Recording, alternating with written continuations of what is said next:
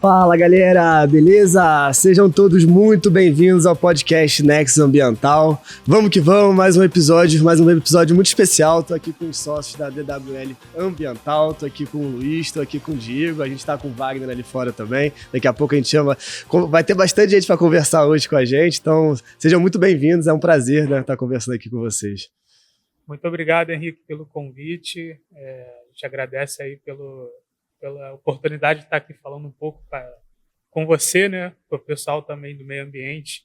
Então, vamos que vamos nessa conversa que vai ser muito boa. Também agradeço muito o convite, né, a oportunidade de a gente discutir um pouquinho os temas relacionados ao meio ambiente. Pode contar com a gente. Boa, é legal disso porque às vezes a pessoa, né, tá na universidade, tem um pouco de desconexão ali com o que de fato está sendo realizado no mercado, então é bom trazer aqui, né, 3 sócios para estar falando o que vocês fazem no dia a dia, né, o que vocês vêm enfrentando de dificuldade. E aí, para a gente começar, eu queria que vocês se apresentassem, falassem um pouquinho da empresa também, da atuação de vocês. Bom, a DWL Ambiental, a gente já tem, é bem sugestivo, né, o nome, é Diego, Wagner e Luiz. Nós 3 começamos ali na própria universidade, somos formados na UERJ, todos os 3 formados em biologia, e lá mesmo, já durante o período de graduação, a gente já empreendia, então a gente teve uma participação na empresa Júnior, inclusive eu fui um dos fundadores, o primeiro presidente, e de lá a gente já enxergava essa parte do mercado ambiental, né? Foi onde nós 3 nos conectamos e começamos aí ter a ideia de futuramente ter a nossa consultoria ambiental, que veio a calhar a DWL Ambiental. Boa. Uma pausa no conteúdo para a gente agradecer o nosso patrocinador Ambiental Pro Consulting, que é a unidade de negócio, é o braço de negócio da Ambiental Pro. Então, se você precisar de qualquer serviço na parte de geotecnologia, né, geoprocessamento, sensoriamento remoto, montagem de WebGIS, gerenciamento de banco de dados, tanto geográfico como não geográfico, conta com a gente vai deixar o QR Code aqui. Vamos para cima. Valeu, vamos voltar para o conteúdo. E aí vocês já trabalhavam juntos? Como é que foi esse processo de abrir a empresa, a parte, né, júnior lá dentro da UERJ? Então, a empresa júnior em si veio dentro da nossa visão de estar meio que inconformado, de querer ter essa aproximação com o mercado de trabalho e não ter nenhum tipo de acesso. Foi aí que a gente descobriu a empresa júnior dentro da universidade, e aí a gente foi buscar para ver como é que era todo o processo de abertura, como é que funcionaria, onde a gente teria que estar inserido, e isso com certeza foi uma aproximação para o nosso mercado de trabalho. E é mais uma curiosidade minha, como é que funciona uma empresa júnior? Você precisa ter um professor por trás, você pode assinar projeto, só para a gente entender como é que é uma empresa júnior mesmo. Então, deixa eu beber uma água aqui. Dentro da UERJ, pelo menos, funciona desse jeito. Eu não sei falar sobre outra universidade. Mas lá era obrigatório ter um professor coordenador, e aí o meu orientador foi o nosso coordenador, e teria que estar vinculado à graduação, que seria a biologia, né? Lá o Instituto de Biologia. Então a gente fez toda essa burocracia, e dentro disso tem um edital dentro da universidade que era aberto para as empresas júnior se inscreverem.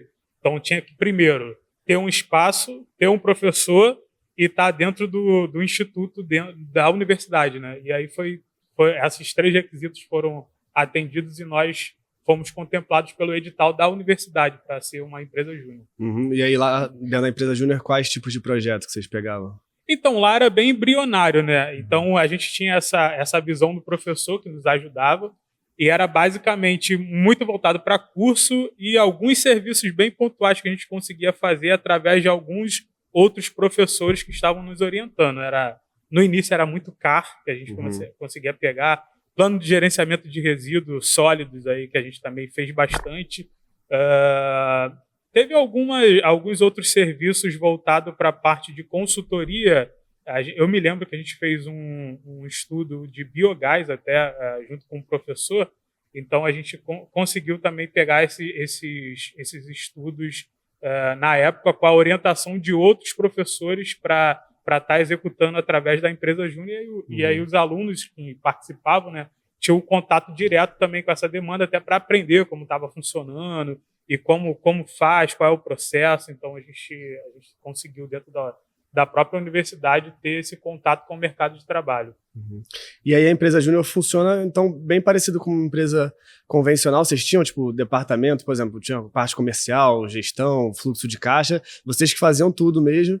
Então, esse daí foi o nosso maior desafio, né? Porque a gente, como biólogo, então, dentro da nossa graduação, a gente não tem contato com nada de mercado de trabalho. Então, eu não sabia o que era ser um diretor-presidente, não sabia o que era ter um financeiro, não sabia o que era ter um setor de RH, e todos formados por biólogos, né? Então, quem entrou com a gente inicialmente, todo mundo teve que aprender isso. Então, a gente teve que buscar como montar um financeiro, como montar um RH, como montar um setor de projetos. Isso daí foi um dos maiores desafios para a gente no início. E eu acho que é super importante, né, o aluno passar por essa experiência. Até a gente abriu um processo seletivo recentemente aqui na Ambiental Pro. Quando a gente abriu o processo, mais ou menos umas 600 e poucas pessoas aplicaram, quase 700. E aí a gente falou, cara, como é que a gente vai analisar isso tudo? É muita gente para analisar. E aí a gente começou a fazer um dos primeiros filtros que a gente começou a fazer, falou, vamos entrevistar primeiro quem já participou de empresa júnior, já foi presidente de empresa júnior, porque é um diferencial, né? Como é que vocês veem essa questão desse diferencial, dessa experiência do aluno passar por isso durante uma graduação? Pra gente, assim, foi fundamental. Se não tivesse empresa júnior, nossa trajetória seria completamente diferente. Foi por meio da empresa júnior que a gente teve contato, como o Luiz falou, com todos os parâmetros de mercado. A faculdade de Ciências Biológicas ela é muito voltada para pesquisa, e aí quem eventualmente não quer seguir no ramo de pesquisa fica muito perdido, né? Sem saber o que fazer, por onde que vai, o que pode trabalhar, em qual local e etc. E a empresa júnior é uma oportunidade da gente ver, como é que funciona uma empresa? Dá para trabalhar como biólogo em empresa? Dá. Então, esse foi um ponto muito importante que a experiência em empresa júnior nos proporcionou. Além disso, ter noção de como é que é o mercado e ter contato com esse mercado. Por exemplo, a gente teve várias pessoas que trabalharam conosco em empresa júnior que conseguiram estágio, que foi o que você falou aqui, né? Conseguiram vaga, justamente por ter essa experiência em empresa júnior, que é uma experiência diferenciada da experiência de pesquisa em laboratório, que está muito relacionada ao nosso curso de Ciências Biológicas. Então, quando uma empresa de consultoria ou uma própria indústria ou empresa que tem um setor de meio ambiente vê que a pessoa aplicou o conhecimento que ela aprendeu na universidade com uma empresa júnior, já é um olhar totalmente diferenciado para a seleção dessa pessoa, né? Não, fantástico. E agora vocês são 3 biólogos dentro da DWL, né? São os 3 sócios. E como é que foi esse processo da abertura da empresa, depois de vocês se formarem? Como é que foi toda essa jornada aí? Então, esse processo aí de abertura da empresa veio justamente dessa questão da gente já estar em outras consultorias e enxergar que a gente seria capaz de ter a nossa empresa. E aí foi até uma demanda que teve de um cliente meu, que hoje é nosso cliente, e eu falei, cara, a gente tem essa demanda aqui e eu tenho certeza que nós 3 a gente consegue abrir a nossa empresa com o dinheiro que esse cara vai ter que injetar na nossa empresa para fazer esse serviço. Então a gente conseguiria abrir toda a parte burocrática de contador e tudo mais, o que precisava fazer inicialmente, né? Então foi daí que surgiu a questão de abrir a nossa empresa. Eu convidei os 2, a gente foi lá e conversou pessoalmente, falou, cara, agora é a oportunidade que a gente tem de ter o nosso negócio. E aí foi o primeiro projeto que já alavancou e aí a gente cresceu bastante aí. E durante a graduação vocês já tinham esse sonho meio de empreender ou nem passava muito pela cabeça? Cara, eu nunca tive sonho de empreender. O que eu queria era trabalhar aplicado, não trabalhar em um laboratório, nem ser professor, nem pesquisador. Esse nunca foi meu foco. E quando a gente estava na universidade, a gente não via, né? Pelo menos eu, como aluno de Ciências Biológicas, não via como sair.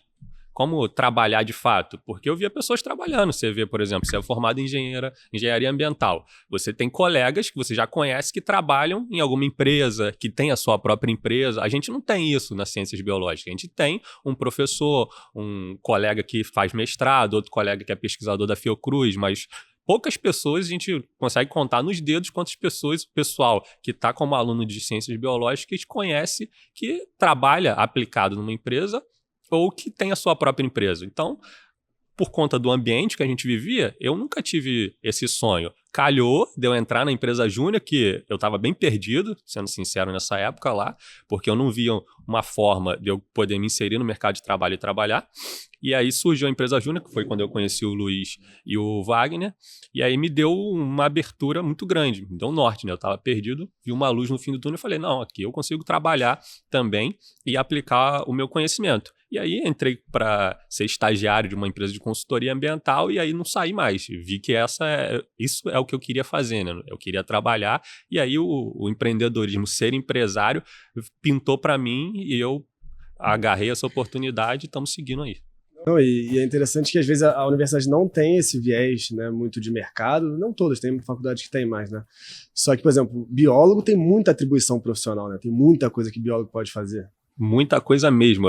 Assim, quando a gente está na graduação, a gente não tem noção do que o biólogo pode fazer, né? Porque as pessoas, a sociedade comum, né, o senso comum, vê o biólogo como aquele cara que cata animal e planta, fica identificando animal e planta, até por conta daquela questão de Darwin, de pesquisa e tal, pensa que é só isso. Mas não, o biólogo pode fazer muito mais coisa que, por exemplo, tem muito mais atribuição, por exemplo, que um engenheiro ambiental. E as pessoas não conhecem isso. O biólogo pode fazer monitoramento e análise de ruído ambiental, que as pessoas não têm nenhuma noção disso. Então, o conselho profissional nos permite fazer isso. O biólogo trabalha com outorga, com monitoramento de recursos hídricos, com gestão de resíduos sólidos, com licenciamento ambiental. É uma gama gigantesca de oportunidade de trabalho que o biólogo legalmente pode atuar.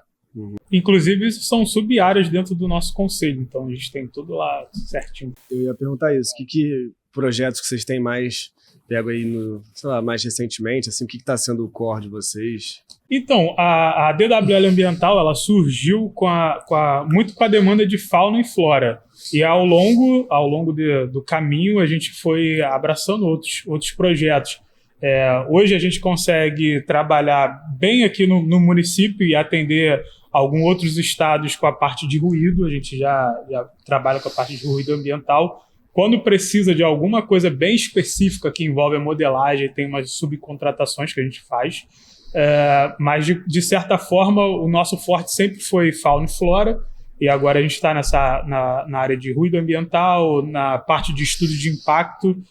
Auditoria ambiental, o Diego e o Wagner, eles trabalham bem com essa questão de auditoria ambiental também, que a gente consegue desenvolver dentro da empresa. É basicamente isso, né? O core business, né, da nossa empresa, da DWL Ambiental, são todos os serviços associados ao licenciamento ambiental. Licenciamento ambiental, assim, é um pilar que traz muita oportunidade de mercado para todo mundo que trabalha na área de meio ambiente. Porque é uma obrigação legal e a empresa necessariamente que quer ter alguma atividade econômica precisa se licenciar. E aí dentro do licenciamento ambiental a gente tem vários estudos. Então, estudos relacionados a animais, fauna, estudo relacionado à flora, quando você precisa cortar uma vegetação, por exemplo, para implantar um empreendimento. Você precisa de um inventário florestal, você precisa de um biólogo ou de engenheiro florestal para fazer esse tipo de trabalho. Então, a maioria dos nossos serviços ela está relacionada ao licenciamento ambiental. E aí a gente vai subdividindo dentro do que vai surgindo de estudos ambientais associados ao licenciamento. E aí vocês têm pego muito trabalho de campo também? Sim.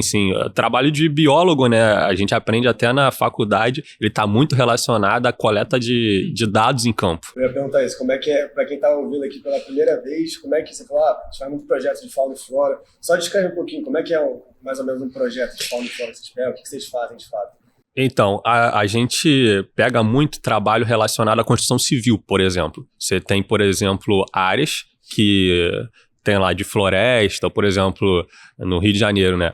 Área de Recreio dos Bandeirantes, Barra da Tijuca, você tem áreas que tem alagados, né? Área de Restinga, por exemplo, que é um ambiente específico. E aí, para você poder construir nessa área, fazer um empreendimento, um prédio residencial, por exemplo, você precisa verificar o que tem ali. Porque para licenciamento ambiental é um instrumento da Política Nacional do Meio Ambiente, que diz que qualquer atividade econômica efetiva ou potencialmente poluidora precisa ser licenciada por um órgão ambiental em específico. Aqui, por exemplo, no município do Rio de Janeiro, a gente tem a Secretaria da Prefeitura, Secretaria do Ambiente, que faz todo esse processo de licenciamento ambiental. E esses são dois estudos principais que são pedidos. Um estudo relacionado a saber quais os animais, como é que é a fauna desse ambiente, e quais as árvores, né? Como é que é a flora desse ambiente. Então, a gente vai para campo, identifica cada indivíduo arbóreo, olha cada árvore que tem lá, qual é a espécie, mede, qual é a altura, qual é o diâmetro dessa árvore, se essa árvore está ameaçada de extinção, se essa árvore é nativa, se essa árvore é exótica.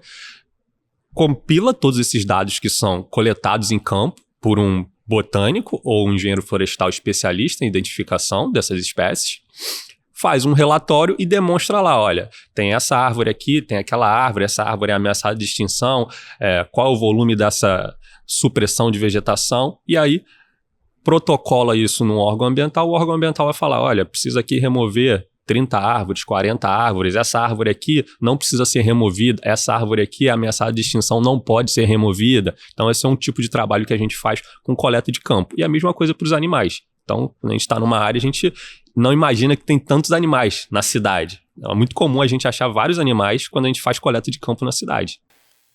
Não, boa, boa.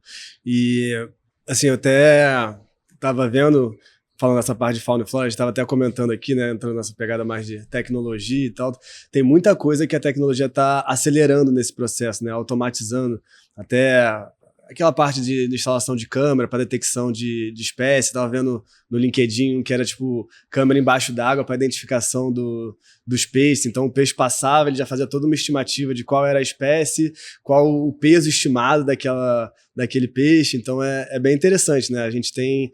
Isso meio que automatiza o trabalho e depois acaba o profissional ficando alguma coisa mais de conferência, assim, mas ele não precisa ficar olhando aquele vídeo inteiro, completo, Sim. né? Além de automatizar o trabalho, uma coisa interessante pensando em meio ambiente é que a gente tem métodos chamados não invasivos, que a gente consegue catalogar e levantar quais são os animais que tem numa área sem pegar esses animais, sem causar estresse para o animal, sem marcar o animal, sem furar o animal, sem mexer nele com a mão mesmo. Isso a gente utiliza muito da forma que você falou, com armadilhas fotográficas. A gente tem um método principalmente para mamífero, né, pequenos e médios mamíferos, gambá, paca, cachorro do mato. Tudo isso a gente consegue a partir da instalação de uma câmera fotográfica mesmo. A gente coloca ela em locais específicos que a gente sabe que os animais vão utilizar para se alimentar, para se locomover. E aquela câmera é programada para fazer vídeos ou fotos de tempos em tempos. E aí ela dispara um flash, dispara uma fotografia quando o animal passa. Então a gente consegue, através de fotografia e de filmagens, identificar qual é o animal que tem naquela área, como é que ele utiliza a área, sem causar nenhum impacto para o animal em si. Não, bem legal. Eu já vi também uns projetos que é a identificação de onça pintada, só pelas manchas dá para ter noção de qual, né, indivíduo que é, e aí consegue fazer todo esse mapeamento tipo, a nível de indivíduo mesmo, né? Sim, bem interessante. Se utiliza isso muito na parte de biologia marinha também, para cetáceo, né? Baleia, golfinho, etc. Você consegue identificar por meio de marcações dos animais. Faz-se muito isso. Legal. E aí agora na empresa, o que vocês têm passado assim de desafio? Como é que tá sendo esses últimos meses aí? Tem algum gargalo maior? O que tá rolando? Eu acredito que, como DWL, nosso maior gargalo agora é justamente organizar a nossa parte mais estratégica, que é o que a gente está querendo sair justamente daquela parte onde a gente executa mais e começar a ser o estratégico da nossa empresa, fazer a parte de gestão da nossa empresa funcionar.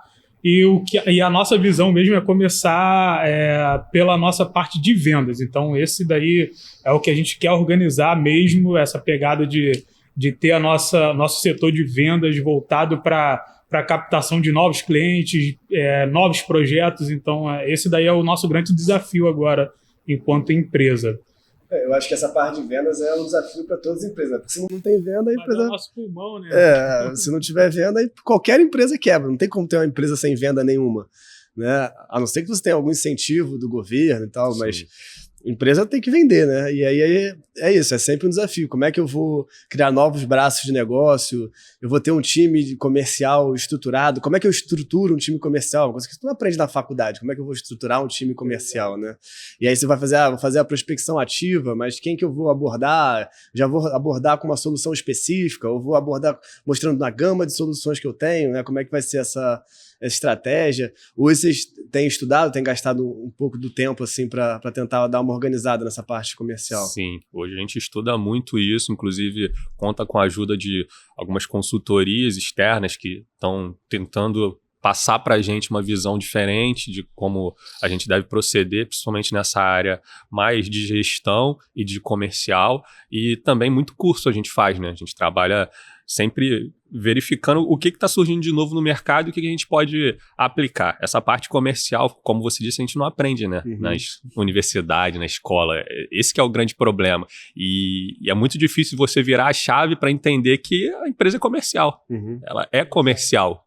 Os outros setores são todos relacionados ao comercial. Todo mundo é apoio do comercial, no fim das contas. Porque você precisa de venda para ter o seu faturamento, para alavancar o seu marketing, por exemplo, a sua divulgação, para ter mais clientes, para contratar novas pessoas, para abrir vaga, para formar novas pessoas, mas tudo isso está associado a cliente. Se você não tem cliente, você não tem empresa. Sim. E para ter cliente, você precisa de vendas. Então, o principal de qualquer empresa, como você falou perfeitamente, são vendas. É comercial. Só que isso nem todo mundo aprende. E nem todo mundo vira essa chave para perceber que esse é o ponto principal da empresa. Seja ela de qualquer ramo.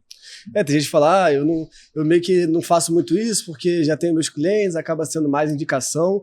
E tá tudo bem fazer isso também, Sim. só que tem que estar ciente que tá deixando dinheiro na mesa, né? Se você tiver um CRM organizado, for fazendo sempre um follow-up, tiver um time comercial fazendo prospecção, depois mesmo que seja um dos sócios, tá fechando a reunião ali, fechando, né, os projetos, mandando proposta, e ter, tipo, sistemas para isso, métodos para isso, até para quem trabalha com a parte de, tipo, falar, aqui tem muita indicação. Você fala, beleza, mas o que você faz para ter mais indicações? Não faço nada, a indicação vem.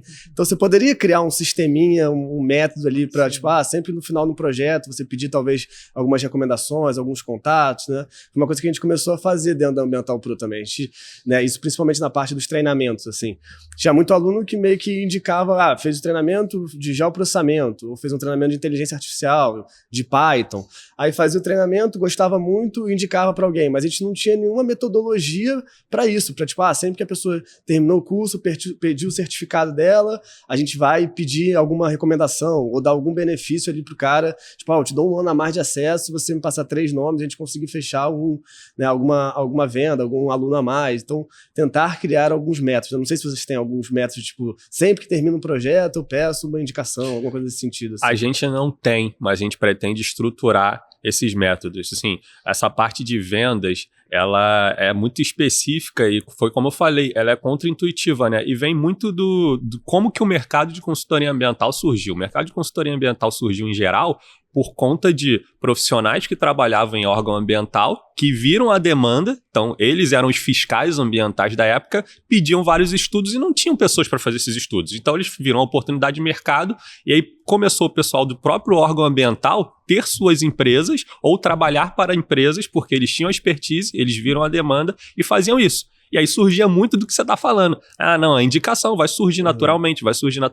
Só que com o passar do tempo, a competitividade aumentou bastante. Quando você tinha, na década de 80, 90, você tinha pouquíssimas empresas que trabalhavam com o meio ambiente. Agora é guerra. Agora tem muito mais empresas. Então a gente precisa pensar que para a gente se sustentar no longo prazo, a gente precisa ter cliente. E para ter cliente com o grau de competitividade que a gente tem hoje em dia, a gente precisa se aperfeiçoar com ferramentas comerciais, com ferramenta de indicação, com busca em buscadores como Google, Facebook, Instagram, uso de tecnologia para que essas pessoas conheçam a gente, tenham interesse, saibam que as empresas existem e que podem ter confiança para contratar a gente. Então tá tudo associado a essa cultura de, vem por indicação. Só que aí você tem aquela sazonalidade, né? Por exemplo, você tá muito bem agora que tem muita indicação e aí tem uma crise, uma baixa de mercado. E aí você perde todos os clientes, porque os clientes não vão te contar. Não pode ser assim. A gente não pode ter uma empresa sem previsibilidade, uma empresa associada à dinâmica de mercado. Porque a gente precisa pagar nossos boletos, né? Precisa pagar nossas contas. E as contas, elas não são sazonais. Sim, sim. Não, e a gente está num mundo hoje mais conectado que a gente nunca teve antes, né? Então, se você quer acessar qualquer pessoa do mundo, você consegue entrar lá no LinkedIn, mas se ela vai te responder ou não, aí é outra história. Sim. Mas você não tem tanta barreira que nem você tinha antigamente, né? De tipo, ter que pedir uma autorização para entrar em contato, para falar. Hoje você consegue. Usa alguma ferramenta de busca ali, um Sales Navigator do LinkedIn, você acha a pessoa, e se tiver uma abordagem legal, ou talvez tocar numa dor ali que a pessoa tem, ela vai querer escutar, né? Vai querer ver o que você tem para falar, assim. O nosso fluxo maior hoje de prospecção vem através do Google, né? Do Google Ads. E o que a gente está tentando agora implementar também para a nossa empresa e para nossa pessoa física também é a nossa imagem dentro do LinkedIn, porque a gente também enxerga a importância disso. Você sabe muito bem que você usa bem a ferramenta, então a gente está começando a entrar no LinkedIn agora, ver como é que é essa prospecção, ver como é que é essa busca.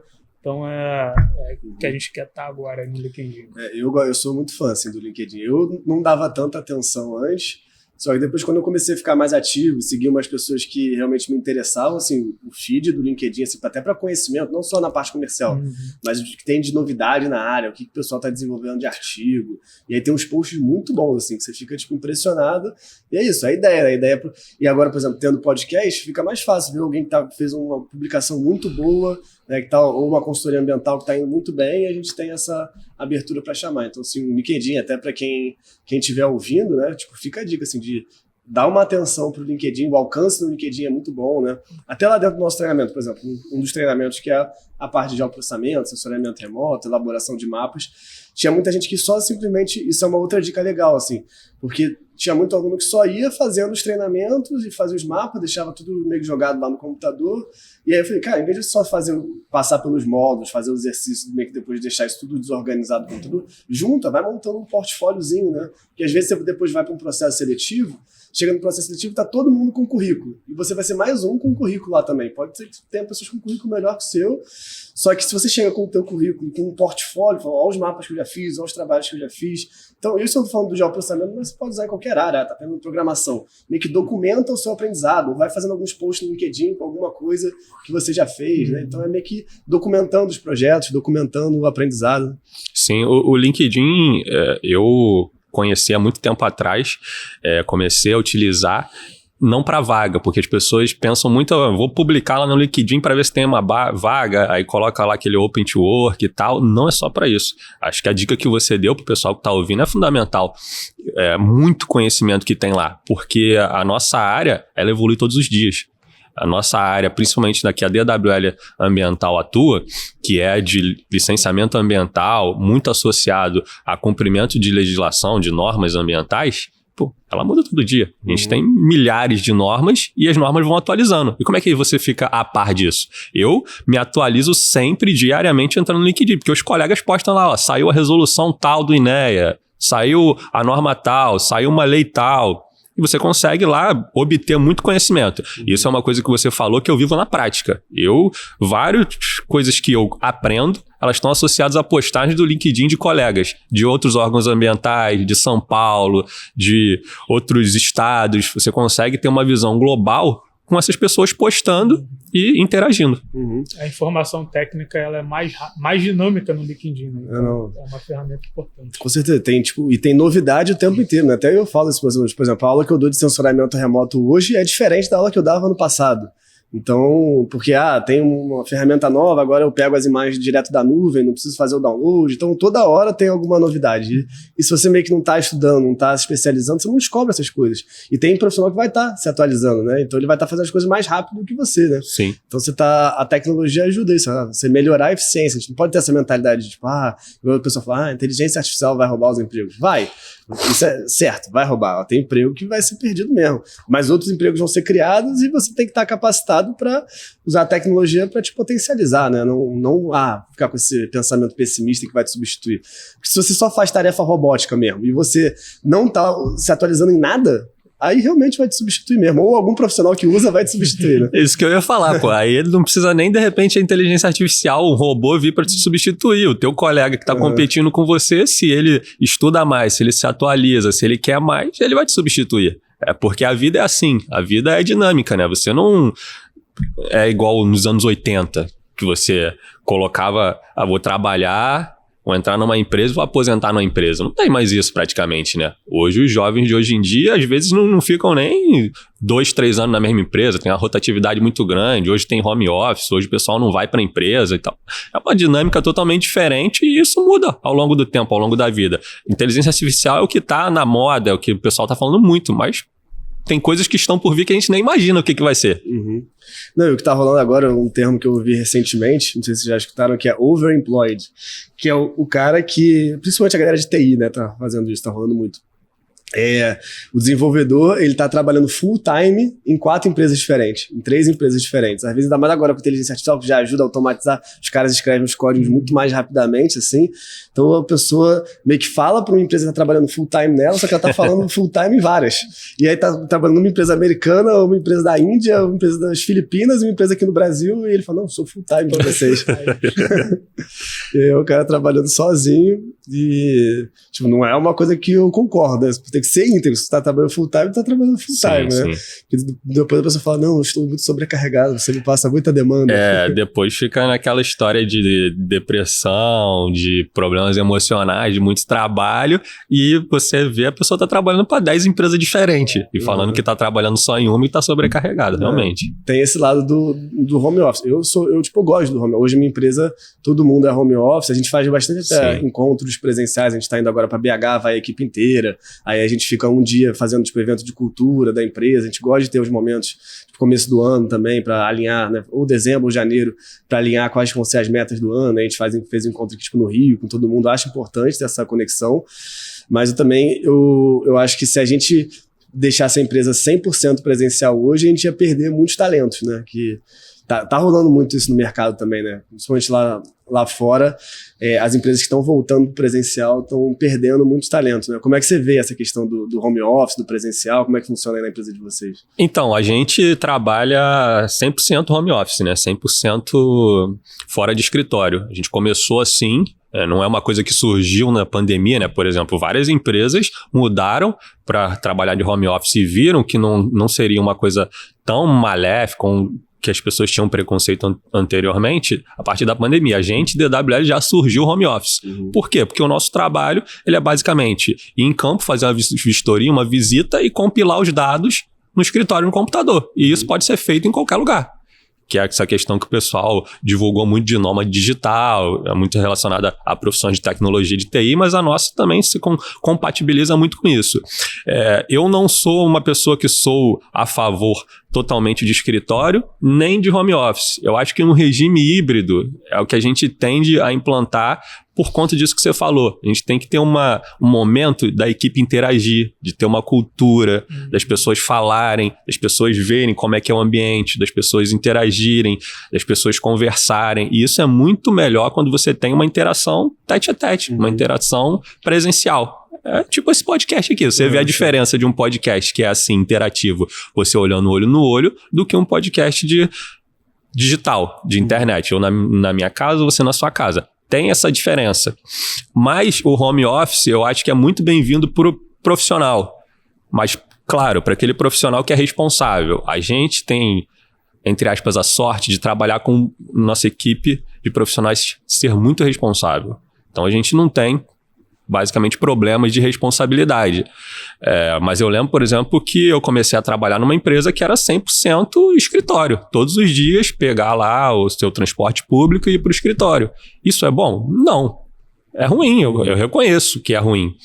E é ruim também a falta de flexibilidade de horário, porque todo mundo é ser humano. Todo mundo quer ir numa consulta médica, todo mundo tem que ir no banco. Eu lembrava, o banco funciona o quê? Até às 16 horas. O regime de trabalho normal CLT é de quê?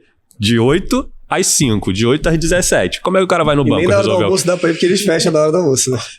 Na hora do almoço tem pouca gente, na hora do almoço todo mundo tá fazendo porque não tem. Então, eu penso muito nisso também, porque eu trabalhei no regime 100% presencial e sei a dificuldade. Então, a pessoa ter um tempo para resolver alguns problemas cotidianos, eu acho que é super bem-vindo assim. Mas, óbvio, com responsabilidade, né? Porque às vezes acontece isso que você falou. O cara fala que tá trabalhando, não tá trabalhando. Aí a pessoa precisa ter muita responsabilidade, porque no regime home office que a gente trabalha é basicamente com responsabilidade, confiança e com entrega. Se a pessoa está entregando, não importa se ela está trabalhando na praia, no banheiro, dentro do escritório, em casa, no shopping, para mim é indiferente. Para mim também, a gente tem esse foco em resultado, né? Por exemplo, meu designer, se ele vai entregar, ele gosta de trabalhar de madrugada, por exemplo. Bem, se ele gosta de trabalhar de madrugada, ele não tem nenhuma reunião ali que ele precise participar, e ele vai montar o site de madrugada, de manhã, quando eu entrar, o site vai estar montado. Por mim, tanto faz se ele vai montar o site 4 da tarde ou 4 da manhã. Se ele se sente melhor trabalhando 4 da manhã e ele é um cara que gosta de acordar meio-dia e a vida dele é essa, por mim, né, foco em resultado, foco na entrega. Melhor do que trabalhar ali no horário comercial de 8 às 18 e não entregar nada. A questão do home office é porque também existe para algumas atividades já alguns estudos que comprovam que você perde a eficiência. Não, isso eu tenho certeza. Então, aí você perde cerca de 20%, se eu não me engano, da eficiência. Aí que algumas empresas começaram a fazer era contratar mais pessoas para deixar em home office para tentar manter o nível de eficiência que tinha antes, na época de que todo mundo era presencial. Então, é por isso que a gente enxerga também essa questão do sistema híbrido.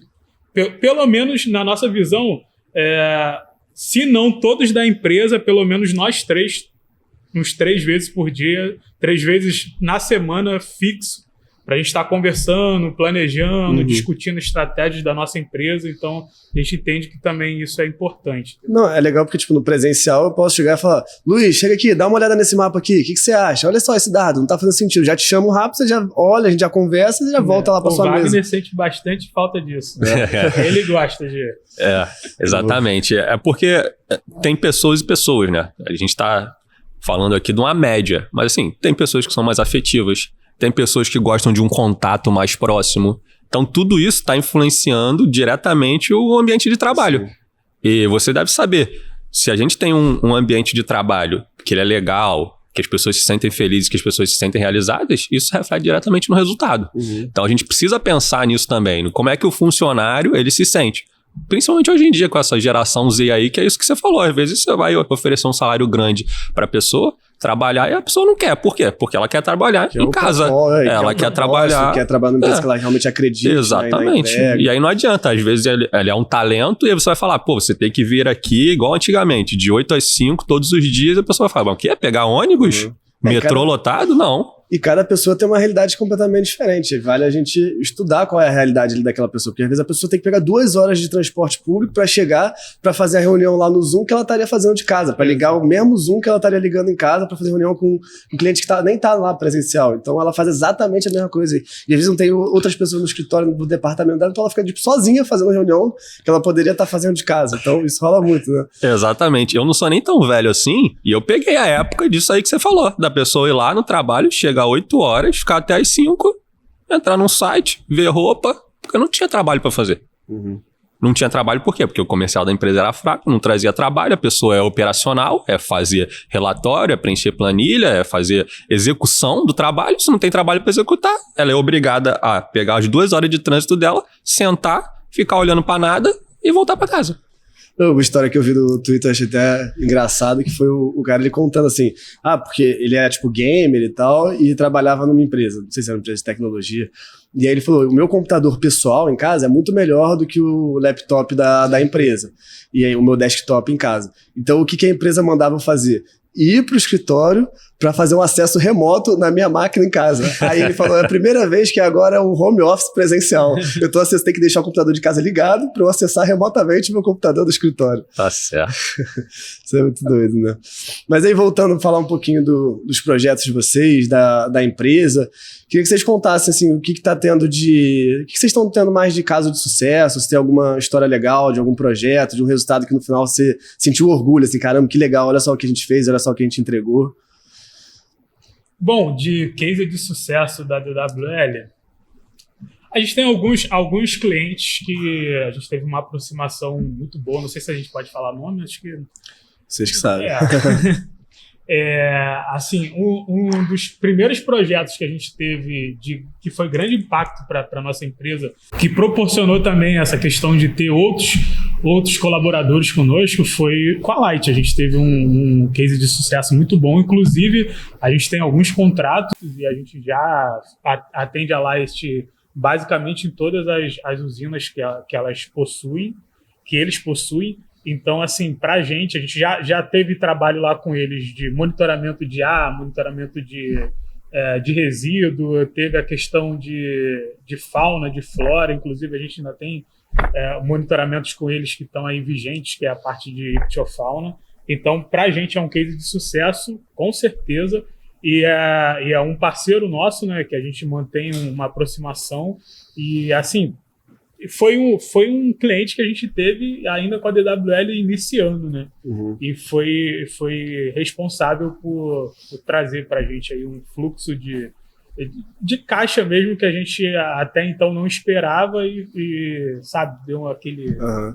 E desde o começo, já esse projeto ele já seria um projeto recorrente, ou vocês prestaram um bom trabalho e eles foram depois pegando novos projetos? Porque é importante você ter alguns projetos recorrentes, né, que dá uma tranquilidade. Exatamente. Então, na verdade, a gente iniciou com um projeto de um monitoramento de 2 anos, e aí, vendo o trabalho que a gente entregava, né, nossas entregas, os produtos que a gente entregava, os caras gostaram e começaram, não, vou te indicar para o setor tal dos suprimentos lá da usina tal. Aí começou.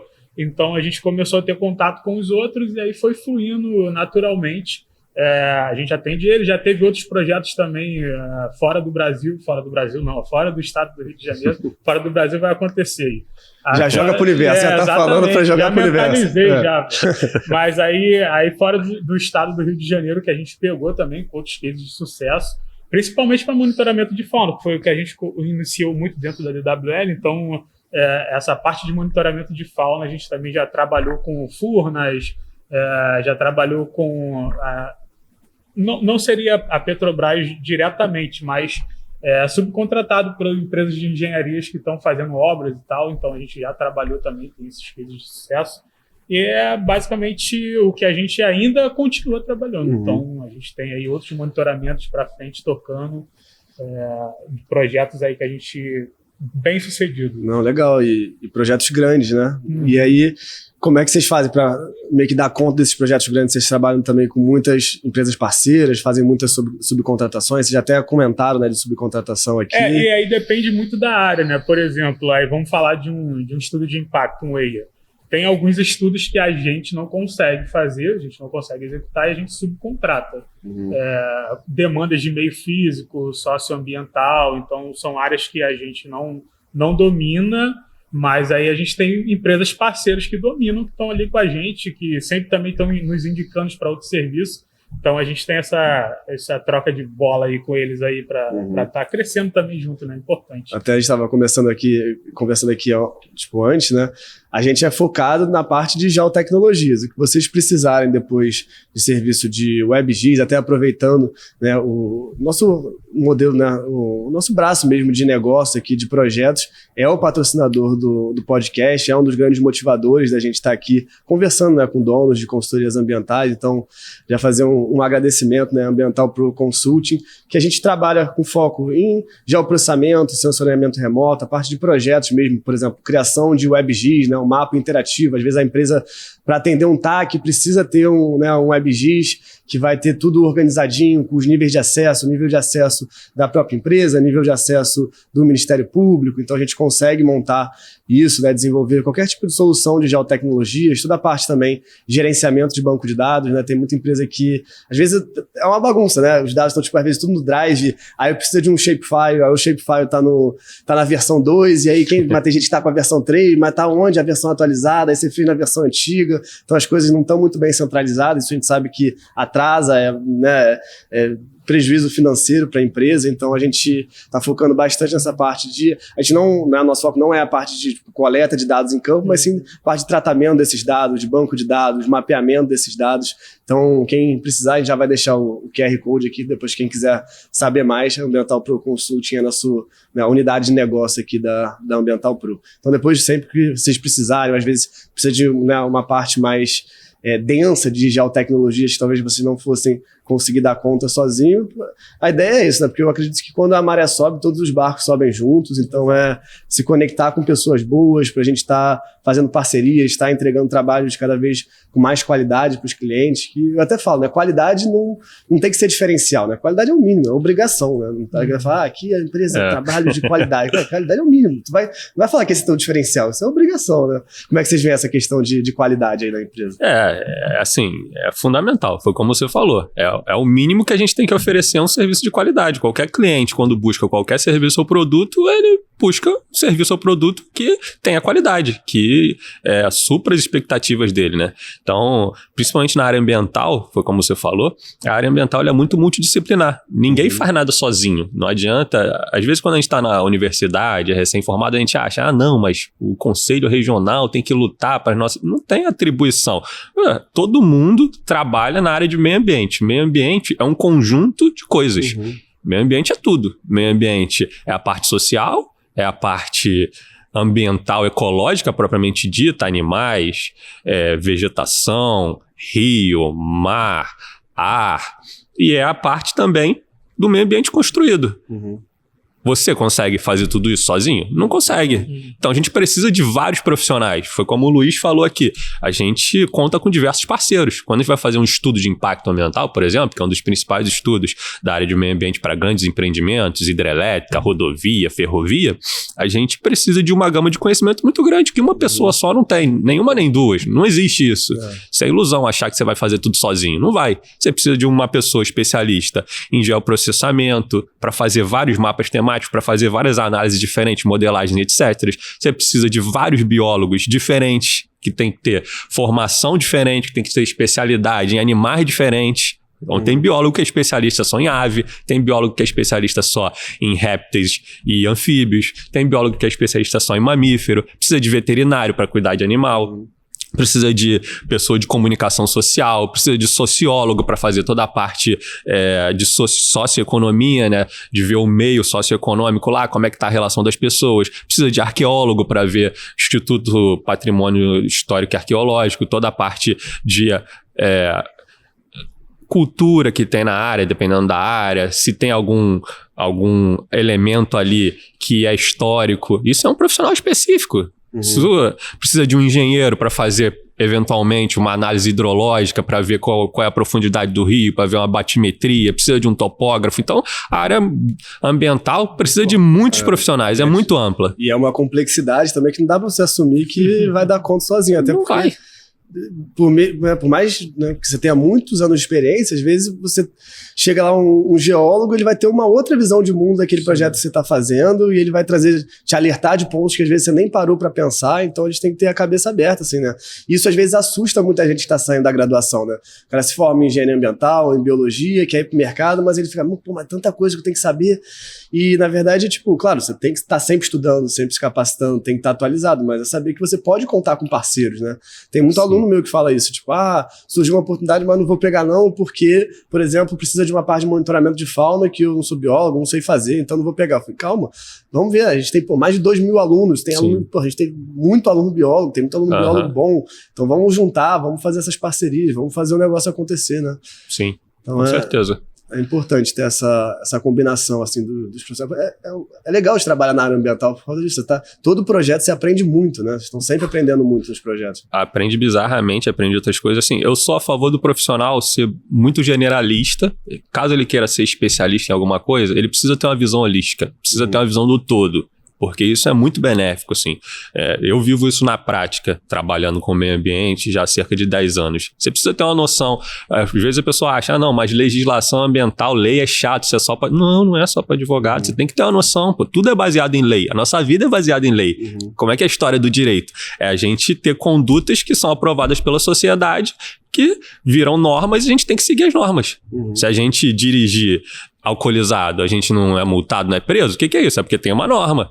Como é que você não vai conhecer a norma que rege a sociedade? É a mesma coisa para o meio ambiente. Você precisa conhecer as normas que regem o meio ambiente. São as leis básicas. Política Nacional do Meio Ambiente, Política Nacional de Resíduos Sólidos. Esse é o básico. Sim. Todo profissional do meio ambiente precisa ter isso. Agora, ele quer se especializar em recursos hídricos, ele quer se especializar em aves, isso aí é outra coisa. Mas precisa ter uma visão do todo também, porque senão fica muito limitado. Não fica assim aquele profissional que só sabe da geologia de determinado solo. Mas aí se pinta alguma coisa, perde oportunidade, alguma coisa diferente. A gente fala que tem que ser um profissional em T, né? Então ele tem que se especializar em alguma coisa, mas ele tem que ter esse conhecimento geral para conseguir conectar, até para conversar com outras áreas. Isso de legislação que você falou, super importante. Até vai conversar com o cliente, você tem que saber o que pode ser feito, o que não pode ser feito, vai dar soluções, porque às vezes o cliente não sabe. Ele realmente está esperando que você dê as orientações para ele, né? Sim. Mas você fala, mas hoje tem chat GPT, você consegue jogar lá e saber tudo. Mas na hora, se tiver conversando com o cliente ali presencialmente, não vai ter. Tem chat GPT. Ainda mais que tem coisa que você tem que tomar cuidado, né? Tipo, tem legislação que ele inventa, então você não pode... Tipo, você usa meio como auxiliar ali pra se balizar, ajudar a escrever um relatório, mas você não pode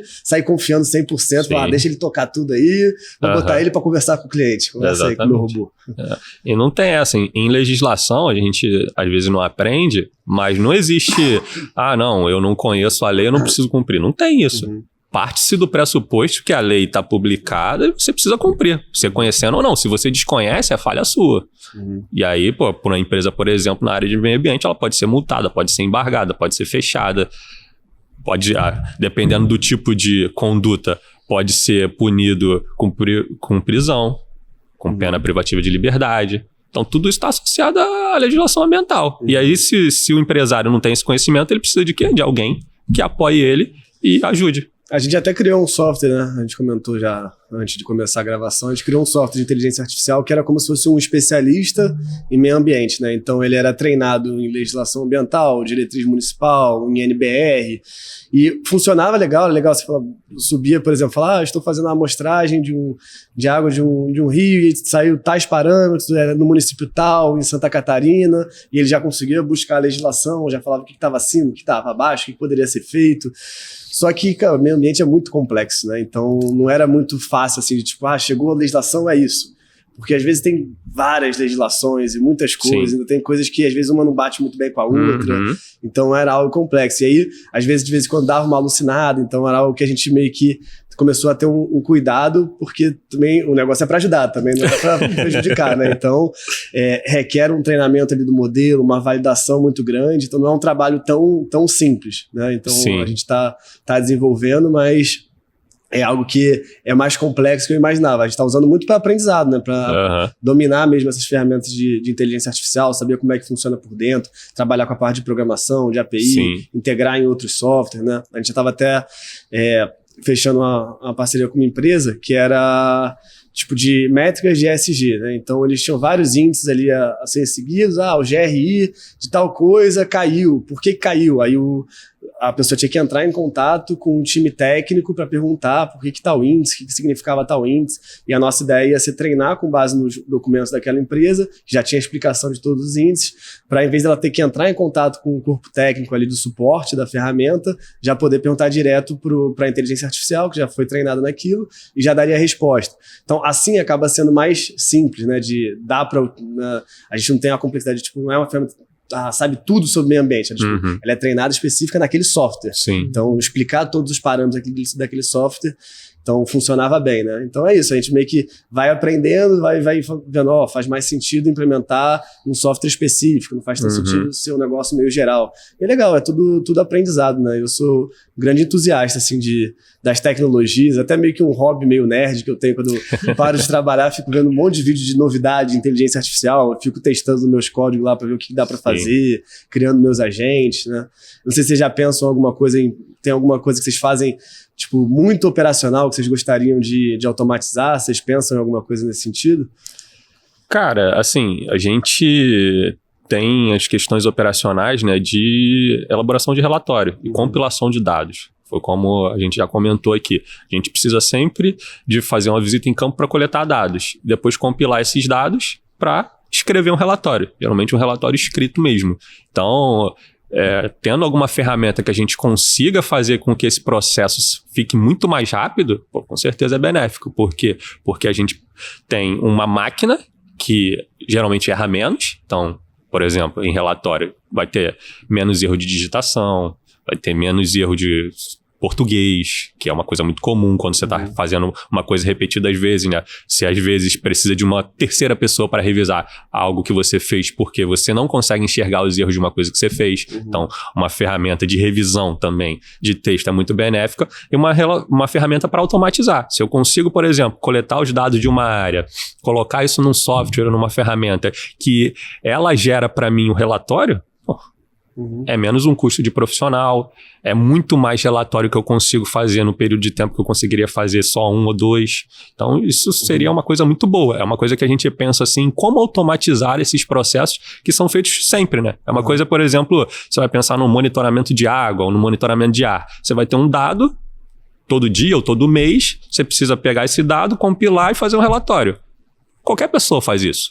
Só você ensinar ela. Se qualquer pessoa faz isso, qualquer máquina faz isso, certo? Certo, com certeza. Então, tendo alguma coisa, algum software, alguma ferramenta que automatiza esse processo, você tira uma pessoa que ficaria só repetindo, fazendo coisas operacionais e manuais, tipo aquele filme do Chaplin, né? A pessoa só vai ficar fazendo isso daqui repetidamente, você tira essa pessoa, coloca num software para fazer, e aí a pessoa fica para decisões estratégicas, para coisas mais refinadas de se fazer do que um serviço assim operacional. Eu comentei em outros episódios já, né, que o ser humano ele não foi feito para ficar preenchendo planilha e pegando uma folha de campo e fica lá com 10 mil páginas anotando na mão. Exato. Até porque a gente é ser humano, né? Então às vezes você para, aí você perde uma linha, aí você meio que já não aguenta mais fazer aquilo.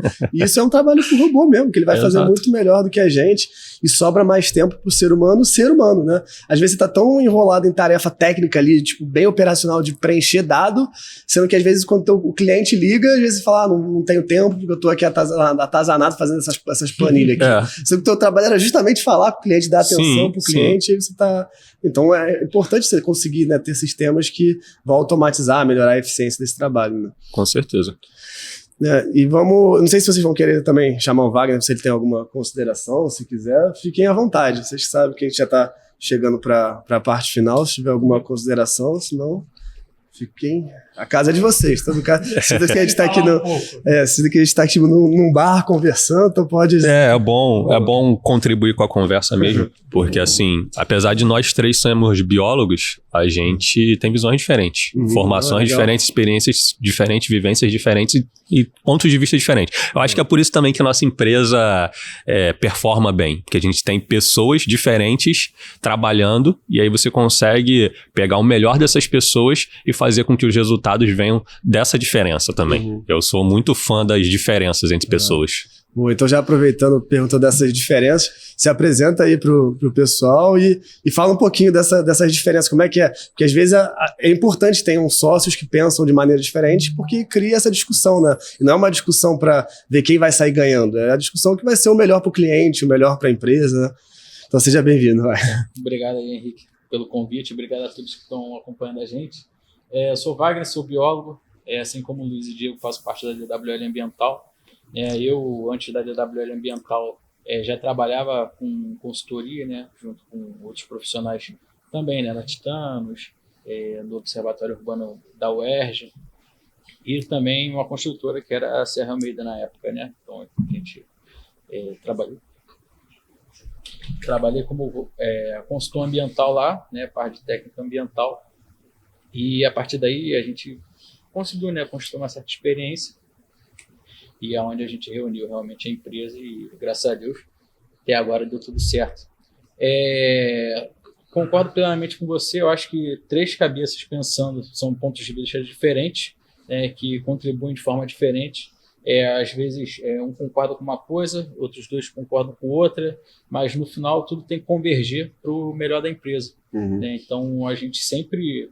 busca isso, a gente sempre busca conversar para tentar obter o melhor resultado. É claro que nem sempre todo mundo sai satisfeito, mas o mais importante é aquilo, é o resultado, é o produto, é o dinheiro no bolso que vai pagar nossas contas. E foi por conta disso que hoje a gente chegou aqui, né, e está sendo bem recebido. Não, boa, e é legal até dar uma recomendação de livro pessoal, que é o Princípios do Rei Dalio. Não sei se vocês já leram, mas ele é muito bom e fala disso, às vezes da importância de você ter visões diferentes, você ter uma mentalidade de transparência ao extremo, né? Tipo, ninguém vai julgar porque você pensa diferente e o objetivo não é tipo, pô, tem esse sócio A aqui que as ideias dele sempre ganham. Não, a ideia é cada um trazer sua visão, ter uma mentalidade, tipo, ele fala muito no livro também de você escancarar os erros, né? Porque normalmente na empresa você não quer mostrar o erro, você quer mostrar só as coisas boas. Só que o erro, ele tá ali para você aprender com ele e depois você não cometer mais. Se você esconde esse erro, né, esconde uma visão que deu errado, por exemplo, a gente meio que tem os 3 sócios, a gente foi decidir, um dos sócios tinha uma visão, a gente meio que foi seguir, só que deu errado. Pô, mas não é para tipo, julgar porque deu errado, é pegar isso, a gente expor isso, tentar entender o que aconteceu. Então, a gente tem muito essa visão lá dentro da Ambiental Pro, a gente tem até um documento que a gente chama de Day Mole, né? Que a gente, tudo que, esqueceu de postar tal coisa, e tinha uma proposta comercial que era para tal data e a gente só conseguiu entregar depois. Então, em vez da gente simplesmente esconder, pô, atrasei, caramba, não vou falar isso para ninguém, não, a gente tem um documento que a gente bota. Ó, Henrique demorou 2 dias a mais, porque a gente tem que entender por quê. Tá muito sobrecarregado, precisa contratar mais alguém para o departamento de produto, ou não, foi um erro por causa de uma semana específica que a gente passou. Então a gente tem muito essa mentalidade de escancarar os erros, né? Não sei como é que vocês veem essa questão. Sim, até falando do princípio do Rei Dalio, eu tô lendo ele, tô no início ainda. É um livro muito bom, né? E ele fala justamente disso. Tem um trecho que fala sobre o princípio de sinceridade que ele tem e de transparência, né? Sim. Que é justamente o que você tá falando. Sim, geralmente quando um erro acontece, não é porque as pessoas querem que o erro aconteça. O erro aconteceu porque as pessoas são humanas e têm falhas. Então a gente sempre parte do pressuposto que a pessoa não quis fazer aquilo ali. Não, eu quis errar, eu quis fazer errado. A não ser que a pessoa esteja querendo boicotar a questão, o projeto ou o processo, que geralmente, em 90% dos casos, não é a realidade. Então a gente tenta ver como uma falha e qual é o ponto principal. Pô, por que aconteceu esse erro e como que a gente consegue resolver para que ele não aconteça novamente. Eu acho que o principal é esse, não ficar apontando, falando e tal. A gente tenta passar isso muito para as equipes, né? Porque a gente trabalha com pessoas, às vezes, jovens, que não têm muita experiência, e a pessoa fica, às vezes, com aquela competência emocional mais fraca e fica pensando, pô, fulano errou, vai ter que dar um expor. Não, você tem que chamar a atenção para alertar, para que o negócio não aconteça, mas você tem que partir do pressuposto que a pessoa não quis errar. E isso é até meio contra-intuitivo, né? Porque normalmente a pessoa que errou fala, pô, tomara que os sócios não descubram a cagada que eu fiz aqui. Sendo que poderia ser o contrário, né? Fala, cara, eu fiz uma cagada aqui que, pô, vamos entender o que aconteceu para não acontecer mais. Então até ser grato também pelos problemas, né? Porque, pô, que bom que aconteceu agora, né? Porque depois quando a gente tiver maior, vai ter um projeto em outra escala. Sim. E isso não vai acontecer mais, né? Não, e a gente erra a todo momento, pô. Eu, por exemplo, recentemente errei fazendo orçamento, isso daí. A gente recebeu uma cotação, pedido de cotação, eu coloquei lá, fiz o orçamento, não prestei atenção, o orçamento ficou pequeno, consequentemente o valor da proposta ficou pequeno, e aí a empresa ligou, né, pra gente e falou, e aí, vocês aqui estão na agulha, hein, pra fechar, mas tô achando o preço de vocês meio baixo, tem certeza? Aí quando falou tem certeza, a gente foi dar uma olhada na planilha, e eu vi que eu coloquei um valor abaixo, ia ficar inexequível, a gente ia fechar um contrato que a gente não ia conseguir fazer o trabalho. Erro de quem? Erro meu. Foi erro meu. Eu assumi o erro. Fiz por querer? Não, mas errei. Agora, por que eu errei daquela forma? Porque eu fiz correndo, porque eu não prestei atenção, porque eu estava fazendo 10 coisas ao mesmo tempo. Isso que é importante.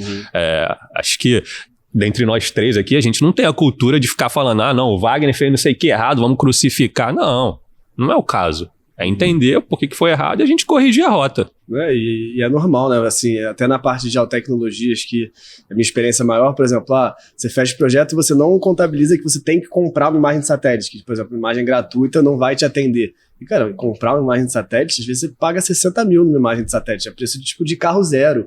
Então você erra isso no orçamento, se vai ter necessidade, se vai ter detalhamento necessário uma gratuita, ou se você vai ter que comprar, você está errando 60 mil reais, 80 mil reais. Então, às vezes, você se ferra mesmo, acaba, né? Você sai no prejuízo no projeto. E se você não tiver também, às vezes, um fluxo de caixa legal, assim, você tem empresa que quebra, né? Porque tem consultoria ambiental, tem empresa que, por exemplo, só paga 180 dias depois do projeto entregue. Exato. E se você não tiver essa manha ali, já era, você quebra muita empresa, né? Já paga com certeza. De caixa mesmo. Com certeza. A gente tem exemplos aí, por exemplo, da época de Lava Jato, de empresa quebrar porque era prestadora específica da Petrobras, só tinha contato com a Petrobras, e a Petrobras parou de pagar, não vai pagar mais. E aí? Como é que você fica? Sem faturamento, sem nada, a empresa quebrou. Não, isso é complicado, ainda mais consultoria ambiental pequena, que já quer, sai às vezes na ânsia de querer pegar tudo, aceitar tudo, e aí não tem às vezes um dinheiro ali de mobilização, já tem que tirar de caixa, e aí quebra muita empresa pequena mesmo. Sim. Mas é complicado, tem que ficar ligado, são coisas que você vai aprendendo meio na prática, né? Coisas que você não aprende na época de faculdade. Diversos projetos a gente precificou o projeto, quando viu, precificou barato, ou a gente ficou no 0 a 0, a gente ficou em prejuízo, isso é normal, já não aconteceu uma ou duas vezes não, aconteceu várias já. O pior que é aquilo, né, a gente vai fazendo a proposta, vai fazendo o serviço e vai aprendendo, né? Então a gente vai ajustando o nosso orçamento cada vez mais e acaba no final dando tudo certo. Foi como o Diogo falou, né? Ele errou naquele ponto, né? A gente ficou até brincando depois, né? Mandou a proposta, ele vai acabar com a empresa e tal. Mas assim, a gente entendia perfeitamente a situação. Outras propostas vieram e muitas outras ele acertou. Então é aquilo, todo mundo é falho, né? Tem momento de acerto, tem momento de erro, mas graças a Deus o nosso momento de acerto ele é bem maior do que quem fala que não tem erro nenhum tá mentindo, né? Exatamente. Porque essas coisas acontecem, as empresas são feitas de seres humanos e tá todo mundo suscetível a cometer um erro, né? Mas assim, o bom é que não só, né, eu falo dos sócios, né? Eu agradeço aos sócios que eu tenho, porque tem muita gente que tem sócios que dão dor de cabeça, então sócios que ao invés de andar junto com a empresa acabam dando um passo atrás. Então a gente, como o Luiz falou um pouco antes, né, é um pouco de liberdade com responsabilidade. Então ninguém precisa falar para o Diego o que ele vai fazer, ninguém precisa falar para o Luiz o que ele vai fazer, ninguém precisa falar para o Wagner o que ele vai fazer. A gente já sabe o que a gente tem que fazer, então é por isso que flui bem, né? E aquilo que se precisa de um auxílio, de uma ajuda, a gente pega, joga no grupo, o pessoal comenta, o pessoal discute. E nossos colaboradores, né, aqueles que trabalham com a gente, são pessoas de nossa inteiramente confiança e a gente consegue designar a função, eles executam, quando tem necessidade de auxílio eles vêm, perguntam, no que a gente puder ajudar a gente ajuda, se caso tem que subcontratar alguém, a gente subcontrata, então a gente tenta dar o melhor suporte para que se tenha o melhor resultado. Então é fundamental isso, né, e assim, graças a Deus, tá dando tudo certo. Não, que bom, é fundamental trabalhar num ambiente que não tenha briga de ego, não é quem vai acertar mais, tá todo mundo caminhando junto, todo mundo tá com o objetivo comum, né? E essa coisa da relação dos sócios, ela é interessante também, eu até vi uma brincadeira, brincadeira, né, tipo, no Instagram, mas falou assim, um cara que trabalha numa venture capital e ele tem pouca experiência. Quais métricas ele analisa? Aí bota tipo uma porrada de métricas, assim, uma porrada de métricas. E aí falou assim, e esse cara trabalha na venture capital, já tá trabalhando lá há 40 anos. Qual métrica ele analisa? Aí tá lá, eu analiso se os sócios são gente boa e se eles estão se dando bem. E era tipo só isso. Não, o pessoal fala que sócio é como casamento, né? Tem que escolher bem, porque tanto pode levar você para prosperidade, quanto pode levar você para baixo. E é isso que o Wagner falou. Claro que a gente não é igual, claro que a gente tem várias discussões, vários pontos de vista diferentes, mas na medida do possível foi uma junção de nós três que deu muito certo e a gente está avançando por conta disso. Boa, que legal, fico feliz, é isso. Também tenho o meu sócio e a gente pensa muito diferente, mas é bom que ninguém, como eu falei, não tem essa briga de ego para ver quem vai ter a decisão acatada.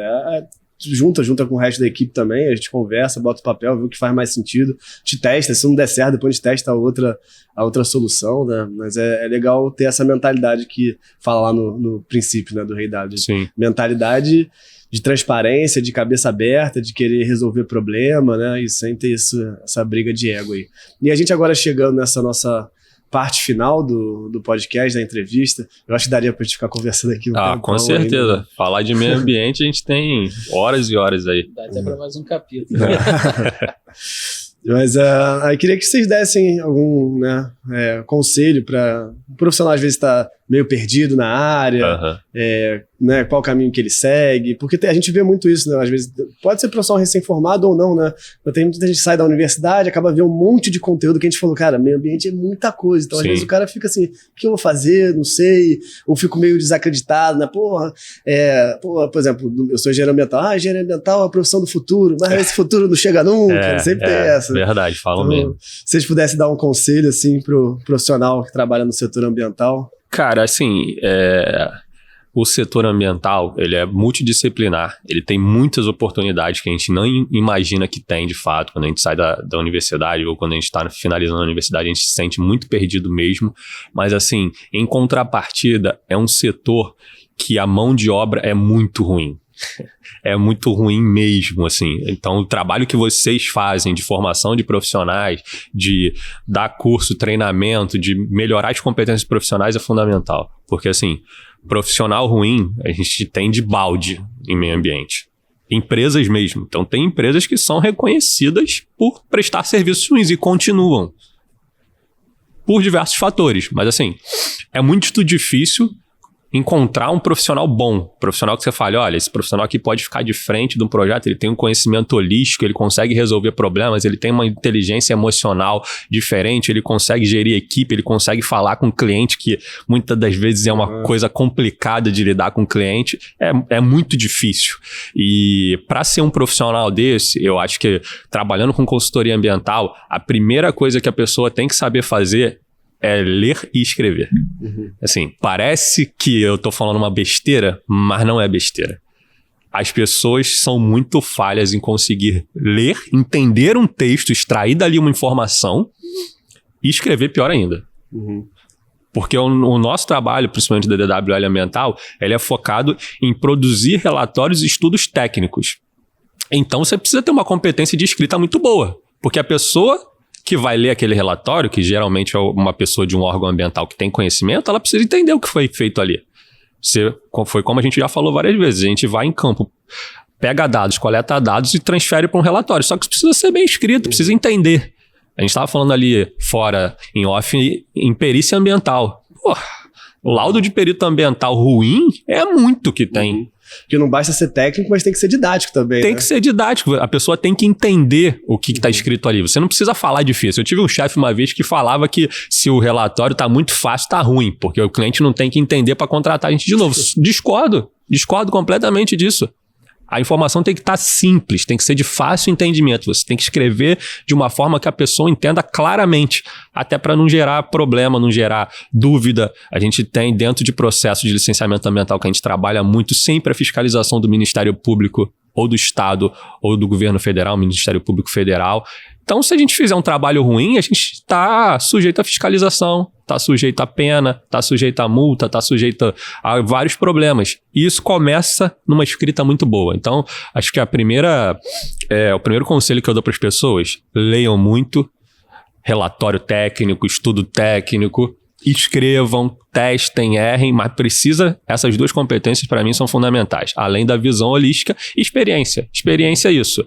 Se colocar quando você está dentro da universidade é o melhor período para que você viva experiências. Por quê? Porque você tem o background da universidade que permite que você estagie ou que você trabalhe numa empresa júnior. Se você deixar para sair da faculdade e tentar arrumar emprego é muito mais difícil. Você tem que ter todas as experiências, ou as maiores possíveis, quando você está estudando.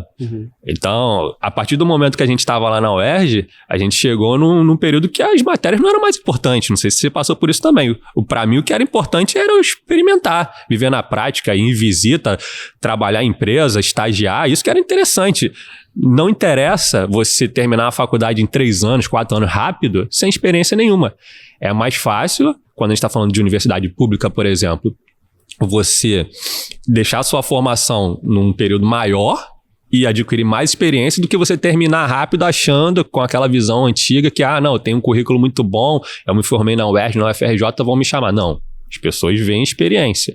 As pessoas veem, além dessa competência que é técnica, é experiência e aquelas dinâmicas, como é que você fala, que também é muito importante, a comunicação, como que você lida com outras equipes, então tem muita dinâmica de equipe.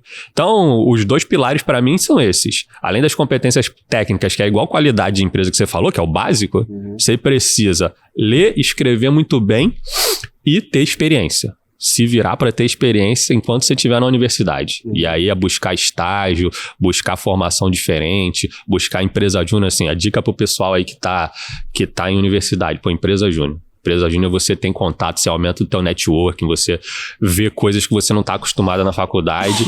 E foi isso o diferencial. Eu estou aqui por conta de empresa júnior. E se a pessoa fala, mas na minha não tem, então cria. Né? Cria, exatamente. Agora tu vai ser o criador, o presidente. O fundador da empresa júnior que tem de biologia e agora aceita também aluno de engenharia ambiental da UERJ, que trata de meio ambiente, estava aqui do nosso lado, o Luiz. Então não é uma coisa fora do comum, que é impossível. Não. Foi fundado, a UERJ tem dezenas de anos aí. E só foi fundada a empresa júnior nos anos 2000, enquanto um aluno decidiu fundar. Então, não tem essa barreira. Se você quer, você vai lá e corre atrás. Perfeito. Acho que só complementando mesmo o que o Diego falou, eu falo um pouco por conta da minha experiência, né? Eu corri diversos laboratórios, né? Trabalhei com ecologia marinha, trabalhei com a parte de fauna. Enquanto eu estava cursando, fiz um levantamento no inventário florestal lá no Pará, trabalhei na mineradora, ou seja, eu me formei, acho que depois de 8 anos na faculdade. Um aluno normal se forma em 4, acabei me formando 8. Então, assim, passei por um monte de lugar, junto com o Luiz, a gente trabalhou em centro acadêmico, a gente conheceu tudo que a faculdade podia fornecer, montamos a empresa júnior, liberamos a oportunidade para diversos profissionais, brigamos para que profissionais da engenharia ambiental pudessem estar trabalhando junto com os profissionais de biologia, coisa que na época criou-se até um conselho por conta disso. Então, realmente isso, rodar, trabalhar com os laboratórios, se voluntariar, porque isso, de certa forma, que também fez a DWL ser criada e crescer em diferentes tipos de serviço, né? Por quê?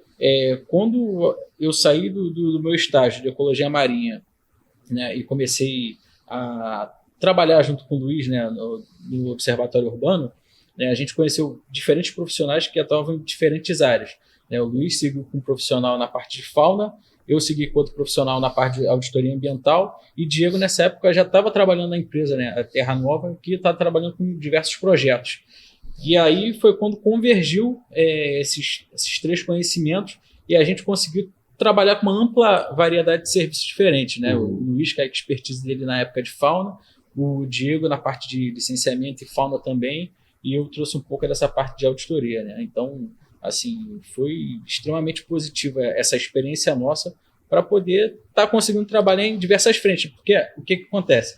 Nem sempre aquele serviço ele vai estar sendo chamado, né, vai estar sendo solicitado. Então, você tem vários serviços diferentes e você acaba tendo orçamentos vindos, né, de diversas formas diferentes, complementando a renda da empresa. Não, eu acho que é legal, né? Acho que a gente pode fechar com essa reflexão. Né? O importante é o profissional não se acomodar, né? Então, se ele está na universidade, é correr atrás das oportunidades, se não tem oportunidade de criar essas oportunidades, porque é lá que vão... Né, você vai, né, gerar essas conexões, como vocês estão falando aqui, da sociedade que foi criada. Então, assim, não se acomodar. Você não está na faculdade para passar nas provas e ter o diploma. Isso é o de menos, passar nas provas e ter o diploma. Né? Então, acho que a gente tem uma boa reflexão aí para encerrar. Só agradecer aí, Wagner, Diego, obrigado aí pela... A gente que agradece. Luiz também. Luiz, cadê? Não sei se cadê, mas só agradecer a conversa e sempre que vocês precisarem aí da Ambiental Pro, da Ambiental Pro Consulting, pode contar com a gente, tanto como parceiro, né, cliente, o que for, como amigo, tamo em casa, beleza? Valeu demais, pessoal. Obrigado. Beleza. Se quiser contar com a gente também, a DWL Ambiental está de portas abertas para todo mundo, o pessoal que está escutando a gente, que de repente quer tirar alguma dúvida, que quer aproveitar a nossa experiência. A gente está muito aberto também a profissionais que estão saindo da universidade assim e querem entender, ver como é que consegue se inserir no mercado. A gente também está à disposição. Boa, fechou. Valeu demais então, pessoal. Vamos que vamos, espero que tenham curtido e até o próximo episódio. Valeu!